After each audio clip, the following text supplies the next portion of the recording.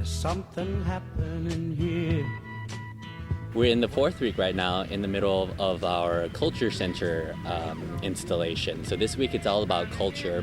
The idea is that we wanted to try to highlight and find out about culture here in the West End. And there's actually a boxing class happening right now behind me, put on by the co-director of the project, Amelia Cronin.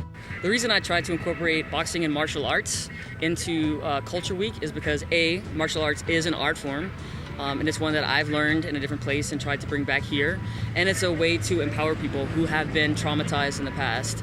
Basically, if you open up a space where violence is safe, then people can work through violent pasts and become empowered, overcoming past victimhood experiences and becoming true survivors. The walls are bare, as you can see, but if a culture center actually ever happens, we like to see it filled up with as many things as possible, like historic photographs of the neighborhood, family photographs, family heirlooms, different kind of artifacts, drawings, maps, whatever it is, whatever.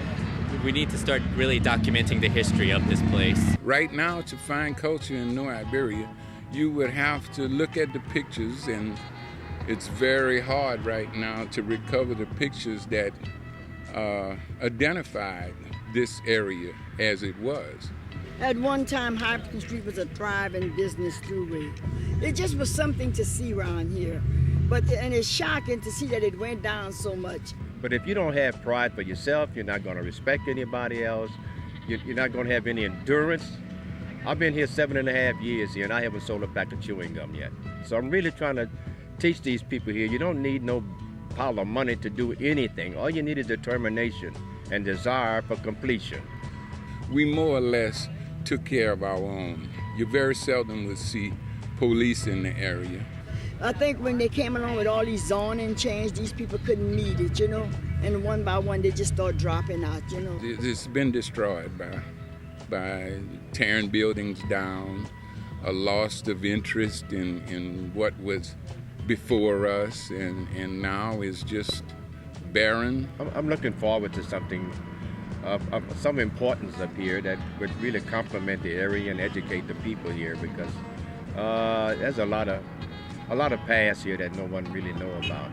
You can base the future by the past. If you don't know the past, there ain't gonna be no future. It's just that simple. So on Thursday night of next week, which is Thursday, November 3rd, there's going to be a large public meeting at the West End Community Center, starting at 5 o'clock and going till about 7:30. And the LSU students will be there to show the work that they've done, and there will be a lot of other organizations based in the West End just talking together and forming partnerships of how to move forward with everything that has happened and what we've begun with this project. And we just want to continue the momentum and get things keep rolling along. And hopefully one day we'll get to this community to be the sustainable, great place that it has the potential to be. One of our big sponsors and supporters is actually, for this art installation, is an art association called the Louisiana Division of the Arts. So this project is partly publicly funded, and we got a grant from them, which is the big check here of $2,979. And this grant was administered by the Acadiana Center for the Arts, which is based out in Lafayette.